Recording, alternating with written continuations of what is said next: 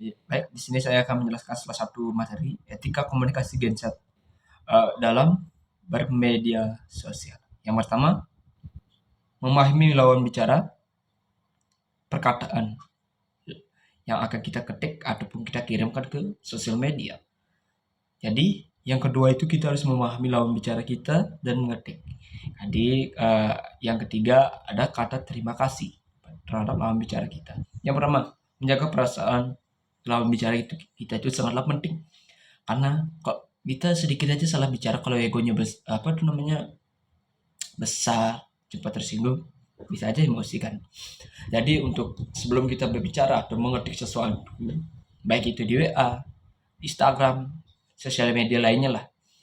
Jadi kita harus berpikir sebelum mengirimkan pesan tuh, alangkah baiknya kita berpikir kalau kita mengirimkan pesan ini, apakah dia akan sakit hati atau menyakiti perasaannya. Berpikirlah, baca dulu sebelum kita mengirim tuh. Jadi kita baca dulu sebelum menyakiti perasaan seorang. Kita kalau kita telepon juga kita berpikir dulu sebelum berbicara. Karena lawan bicara kita gitu, kita nggak ketahui. Walaupun kita ngomong menurut kita sendiri, itu tidak kasar, kata-katanya itu biasa aja. Tapi menurut lawan bicara kita, dia berpikir berbeda.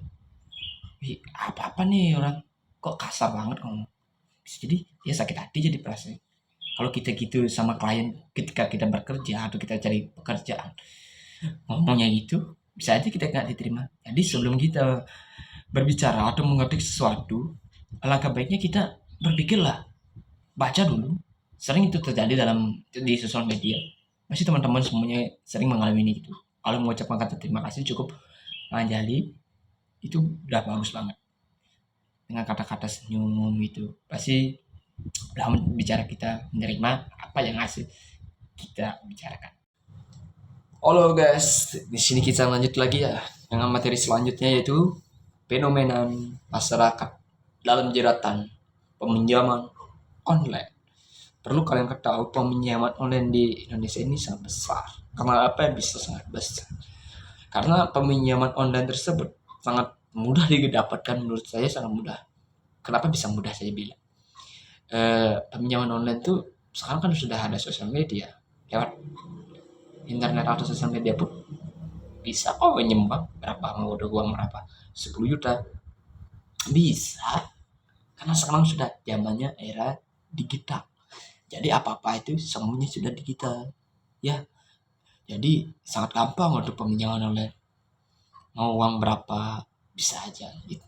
Karena menurut saya untuk peminjaman online itu bukan karena keinginan dia kok.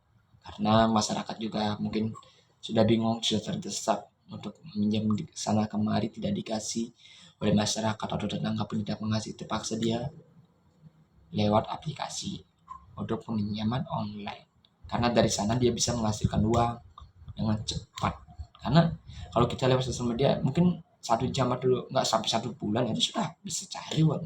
Tapi dengan depo atau bunga yang besar, tapi itu juga sangat merugikan kita karena hasil yang kita pinjam dengan bunga bisa aja lebih besar atau bisa juga kita kena tipu. Jadi saya sangat kurang gini juga sih untuk peminjaman online. Oke, kita lanjut ke materi yang ketiga, yaitu melaksanakan toleransi dalam di dunia maya. Nah, kurang lebih materinya seperti itu. Nanti saya jelaskan di atas juga. Materinya saya akan jelaskan. Oke, di sini saya akan menjelaskan tentang toleransi. Toleransi itu sangat penting, apalagi di Indonesia. Ingat, kita ini seorang manusia, walaupun kita berbeda agama, tapi toleransi itu sangat penting. Kalau kita tidak toleransi, Indonesia akan pecah. Saya yakin Indonesia tidak akan utuh sampai sekarang kalau toleransi kita kecil. Jadi untuk di sosial media, kita harus juga memahami agama kita sendiri dulu. Jangan kita memahami agama lain. Kita boleh kok toleransi, apalagi bisa memahami agama lain. Itu sangat saya tunjuk jempol.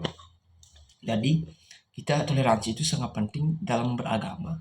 Jadi walaupun kita bisa mengajarkan orang lain apalagi itu sangat luar biasa menurut saya. Jadi kalau bisa sebelum kita mengajarkan orang lain itu kita harus diri kita sendiri sih menghormati agama orang lain.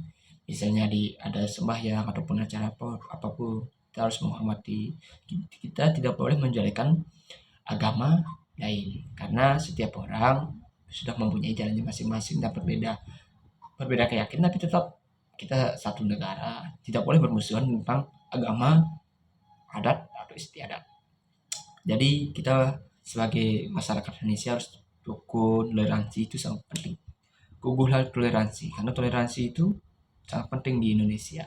Jadi menurut saya kalau kita percaya tentang toleransi, saya yakin hidup kita akan makmur, jaya selalu dan sehat selalu. Karena sebenarnya Tuhan hanya ada satu, tapi setiap agama itu menyebutkannya beda-beda. Itu aja. Semua itu ada keyakinannya kita masing-masing. Di sini saya akan menjelaskan melawan materi selanjutnya yang keempat, yaitu melawan berita hoax kritisnya di sosial media. Nah, berita-berita ini sering banget terjadi, berita hoax. Jadi buat teman-teman sebelum gini meng-share informasi apapun itu di sosial media atau di mana aja pun di teman. Jadi kita selusuri dulu informasinya nih, penting apa tidak, benar apa tidak informasi ini sebelum kita meng-share. Kalau kita salah meng-share informasi, kita hoaxnya yang enggak sangat merugikan kita, saya minta stop menyebarkan berita hoax. Kalau kalian bisa menyebarkan berita hoax, ya sebelum kalian menyebutkan informasi ini benar atau tidak, ada kok di zaman sekarang kita ini negara hukum. Jangan sampai kalian semua kena hukum tentang menyebarkan berita hoax. Jadi kalau di waktu ini kan ada contoh ini di mana ya? Nah, Gengkasa mungkin teman-teman familiar banget ya, waktu di Filipina ini kan, di Filipina perempat Filipina bilang ada Gengkasa segala macam beberapa hari. Dan ternyata itu beritanya itu hoax. Memang dia memakai jaket Gengkasa, tapi dia tidak seorang geng.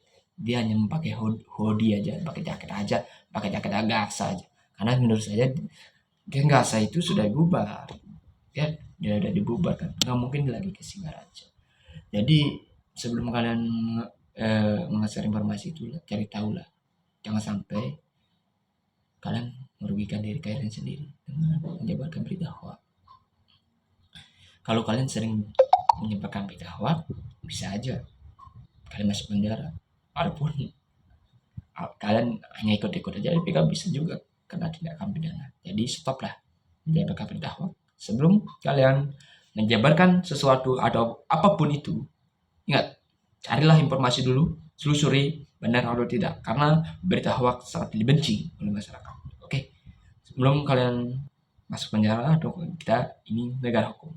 Oke, tren fenomena dengan kenaikan uang UKT di kampus ataukah uang semester ya. Jadi nanti saya jelaskan di sini materinya. Oke, sedikit mungkin saran dari saya untuk UKT atau uang semester yang naik lah istilahnya, bisa naik.